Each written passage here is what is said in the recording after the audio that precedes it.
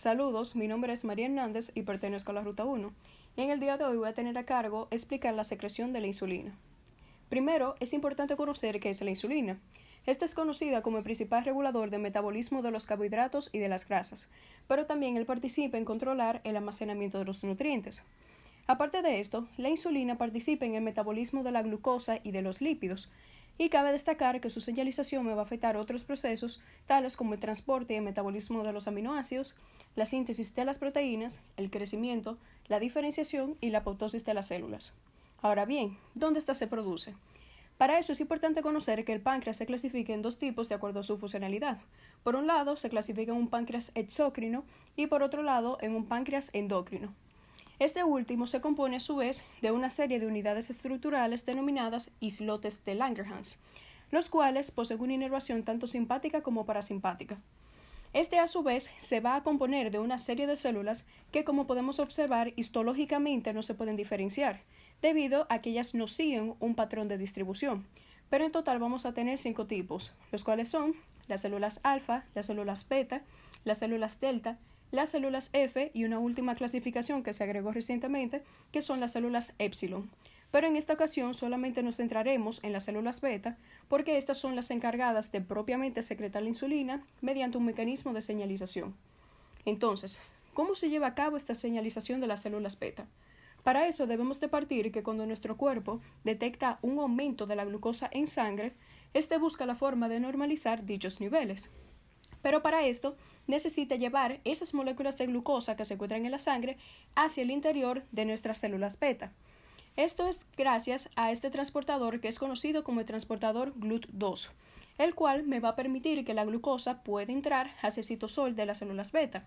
Una vez allí, van a desarrollar este proceso que es denominado glucólisis, el cual consiste en convertir mis moléculas de glucosa en piruvato, pero este posee un paso limitante que es dado por esta enzima que es la glucosinasa, la cual va a tener la función de fosforilarme la molécula de glucosa para que ésta pase a ser glucosa 6-fosfato y posteriormente es convertida en piruvato. Entonces, como podemos observar, este proceso me genera ATP, pero este piruvato resultante de la glucólisis luego pasa hacia las mitocondrias donde van a realizar un segundo proceso que sería el ciclo del ácido cítrico o ciclo de Krebs, el cual, como podemos observar, también me va a generar ATP. Como resultado se me va a producir un aumento del ATP citosólico que, como vemos, es una señal inhibitoria de estos canales, que son conocidos como los canales de potasio dependientes de ATP. Al inhibirse me van a provocar una despolarización de la membrana, que me va a activar estos segundos canales, que son los canales de calcio regulados por voltaje, los cuales al activarse lo que van a hacer es que me van a permitir la entrada de calcio desde el exterior hacia el interior de mis células beta. Este aumento de calcio a su vez me va a estimular el retículo endoplásmico para que me libere más calcio. De este modo se va a producir un aumento del calcio intracelular que va a ser una señal que me va a estimular estos gránulos receptores que son los que poseen la insulina dentro de mis células beta. Entonces, a provocar la exocitosis de esto, lo que quiere decir es que esos gránulos se van a desplazar en dirección hacia mi membrana para posteriormente fundirse con estas y liberar su contenido hacia el exterior, que es la insulina.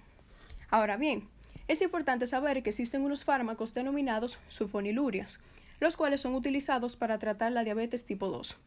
Estos se basan en el funcionamiento de estos canales, que son los canales de potasio dependientes de ATP, porque estos van a funcionar como unos receptores de las sulfonilurias, permitiendo que estos induzcan esta misma cascada de reacciones que habíamos descrito anteriormente, concluyendo en la liberación de la insulina. Por otra parte, también se encuentran otros factores que me van a estimular la secreción de la insulina, como lo serían los aminoácidos, tales como la leucina, como podemos observar aquí, así como la arginina y la lisina. El mecanismo que ellos llevan a cabo es que una vez que estos aminoácidos son metabolizados, me van a provocar también un aumento del ATP citosólico, que me va a desencadenar esta misma cascada de reacciones que concluye en la exocitosis de esos gránulos secretores de insulina hacia el exterior, estimulándome así la secreción de la insulina. Por otra parte, también tenemos los lípidos, que estos me van a aumentar de forma aguda la secreción de la insulina, pero estimulado también por la glucosa. Por otra parte, también tenemos las hormonas gastrointestinales, tales como el péptido insulinotropo dependiente de la glucosa, la CCK, como podemos observar aquí, que es la colecistocinina, y el GLP-1. Estas son una serie de hormonas que son liberadas por el intestino después de comer, los cuales viajan por la sangre hasta llegar hacia mis células beta. Acá podemos observar el caso de la colecistocinina, que una vez que éste llega hacia la célula beta, se une hacia este receptor que está acoplado a una proteína GQ. Entonces, esta a su vez me va a activar a la PLC, que es la fosfolipasa C, y esta me va entonces a provocar que la fosfatidilinositol 4,5 bifosfato se me divide en dos moléculas. Por un lado diacilglicerol y por otra parte me produce fosfatidilinositol trifosfato. Ese diacilglicerol, como podemos observar, a su vez va a provocar que la proteína sinasa C se active. Entonces, ella va a concluir en la exocitosis también de estos gránulos secretores de la insulina hacia el exterior. Por otra parte, el fosfatidilinositol trifosfato lo que va a hacer es que también me va a estimular ese retículo endoplásmico para que me libere calcio en el interior de mis células beta, lo cual también me va a estimular la exocitosis de dichos gránulos, concluyendo en ambas partes en la secreción de la insulina. También podemos encontrar otras hormonas intestinales, tales como la secretina, la gastrina y el péptido inhibidor gástrico, los cuales me van a estimular la secreción de la insulina postprandial, es decir, después de comer. Por otra parte, también tenemos la acetilcolina, que esta es una molécula que es dada gracias a la inervación de los islotes de Langerhans que habíamos mencionado anteriormente. Lo que sucede es que las neuronas parasimpáticas me van a liberar la acetilcolina hacia la circulación pancreática, estimulándome así los receptores beta-adrenérgicos, los cuales me van a aumentar entonces la secreción de la insulina. Por el contrario, existen otros factores que me inhiben la secreción de la insulina, como lo son la noradrenalina y la adrenalina.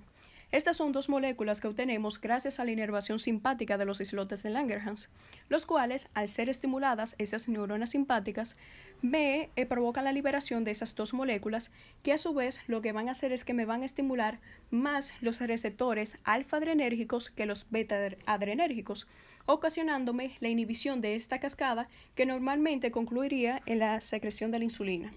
Por otro lado, tenemos la somatostatina, que esta es producida por las células delta, que son otras de las que habíamos mencionado que componen a los islotes de Langerhans.